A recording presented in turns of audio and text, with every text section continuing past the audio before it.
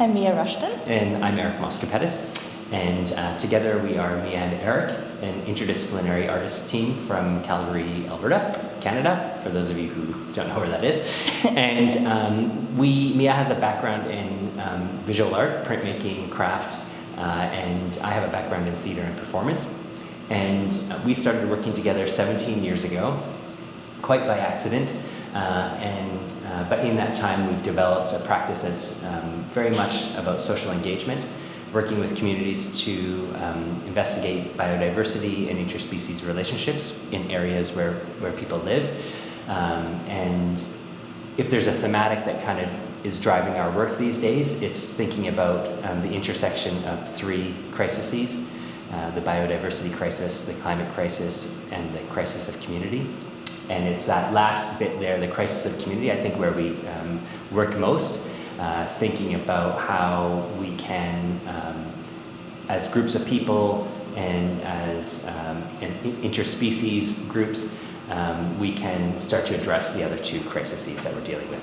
Mm-hmm. We often collaborate with locals and residents to make participatory experiences.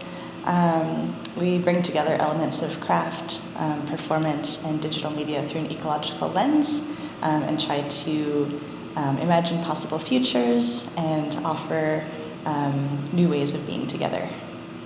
Yeah, we often think of our work as being a type of rehearsal for possible futures. So our practice is really research-based and embedded in process. So through the process of making this work, we really had a lot of conversations with experts in different fields like ecologists and scientists of all kinds, and a lot of what we were learning about the forests were like really kind of heavy intellectual pursuits, lots of academic information, and we wanted to try to provide an experience of the forest that was something different, that was much more embodied and rooted in kind of a place-based experience of the forest. And so inviting participants to have these moments of calm and kind of moving intuitively, got away from that really heavy kind of thinking mode and more into an embodied experience of the forest. Yeah, and we, as Mia said, the studies that we were reading around forest management and forest care were densely scientific. We were lucky enough that we had people who could translate it for us. And part of the thinking was how might we be able to get the information or the ideas behind these scientific studies in terms of managing the woodlands to audiences. So it was about translating those really dense scientific documents into embodied dances of sorts. The masks served kind of two functions. One was a very practical function, one to give people anonymity, to hide behind the masks so that people felt more comfortable in their performances. Similarly, for audiences, our tendency is to look at people's faces when they're performing. So this gave us the opportunity to start to see the body and the environment around them. So of course, when people see the video, they'll notice that the masks are lined up with all of the eyes at the same height. And they're kind of a dead stare. So people will be stared at by these, what we describe as future forest creatures. The performers are not from this time necessarily. They're not exactly human, they're not exactly plant, they're not exactly animal either. There's something in between. It was important for us to convey that in a way humans need to become beasts again. The process of making this work started in Europe. So we were working with communities in Germany, Norway, and England, and we were really surprised to learn about the connections between forestry in Canada and in those locations. A lot of plant species from North America have been planted in Europe for forestry. They grow quickly and are good species to harvest. So that was an interesting connection that we didn't know about, and so it felt important for us to kind of close that loop of connection and include Canadian forests and forest caretakers in the work to put them in conversation with their counterparts in other countries. Yeah, just following up a little bit on what Mia was saying, was that we were very surprised to learn that post-World War II, so many trees, of course, were cut down to support the rebuilding efforts, but that a lot of those trees were replaced with North American tree species. And I think for a lot of audiences, what we've noticed with this work, or the feedback we've got from people, is that, I was trying to figure out which forest it was Norway. I wanted to know which one was Germany, which one was Canada. And we often say to people, you likely will never know, in large part because in Norway, for instance, they planted huge plantations of Sitka spruce. So you won't know because of the same plants, the same tree species you would find in Alberta and BC. So Mia's right. It was really about closing that loop. One of the reasons we created the work in the way that we did was so that you would have performers from all of the different regions essentially being in dialogue with one another.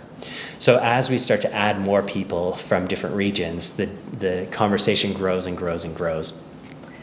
So the performers in the video are moving extremely slowly. We invited them to move in what we call tree time. So really taking their time and moving as if they're a tree growing in the forest.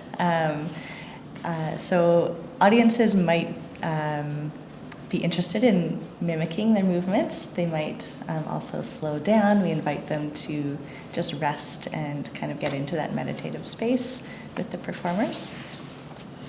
Yeah, it's funny because a lot of our work that we do, again, is community engagement work. And we often think that it's very challenging for those people to participate in the projects that we create. In this instance, I think it was pretty easy for these people, and who it's hard for is the audience, because audience are asked to come in and really slow down. Our experience has been that it typically takes 20 to 30 minutes to really settle into the work. So if you've got the time, I would recommend audiences take it. Our world is so fast-paced, and suddenly to be thrust into tree time is not an easy transition. So people should give themselves the time for that. In a strange place, we imagine that the performers are rehearsing possible futures. Futures for the forest, futures for community, and futures for biodiversity. And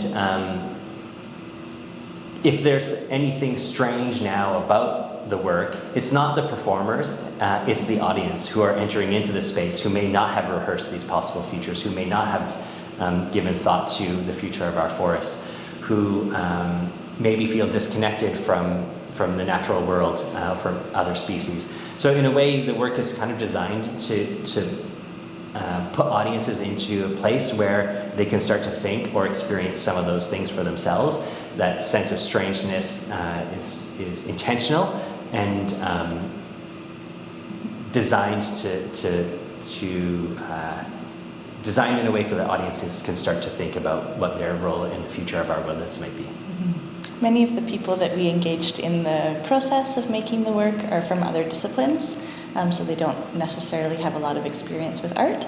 And so I think that's one way that the piece might grow and evolve, is reaching out to other industries or disciplines. We'd love to see it presented in non-art contexts to kind of bridge gaps between different conversations that are already happening in ecology or conservation, that kind of thing. Yeah. For us, because so much of our work is community-based, and a final outcome, like in a strange place, is never our priority. It's something now that audiences are seeing, but for us, it's like a sliver of the work. Everything else, the engagement and all the research and everything else that we had done, is the work for us. This is like a byproduct of the work in a way. And when we do create artworks like In a Strange Place, we view them as a vehicle or as a tool to generate new conversations around the subject matter. So to kind of follow up on what Mia was saying, the dream scenario for us is that actually the work tours to forestry conferences, or when the work tours to art galleries, that there are forestry conferences that are hosted alongside the work, or dialogue with the work. So that would be our dream scenario for this project. Yeah.